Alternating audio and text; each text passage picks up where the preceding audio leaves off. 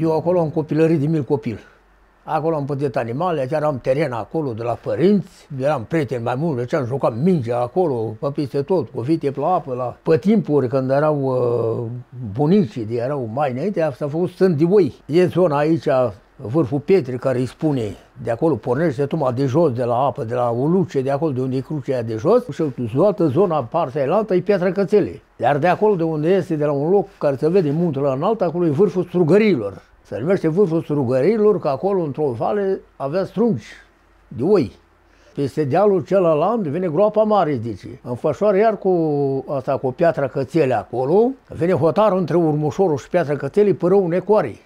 Așa se numește el, care coboară la Sărulești, până la Ungar și coboară în jos. Până în pădure, chiar în zona aia, aici, mai sus unde am eu acolo, se numește un punct de reper acolo, fundul Gâscă. E Valea Lantă, Valea Cuptioarelor, tot în Piatra Cățelei aparține, care e o piatră acolo destul de mare, care nea acolo este o groapă, o gaură făcută ca un fund de ceaun. Și acolo, dacă te așezi, e și capul de om făcut, care încapi omul, încapi capul.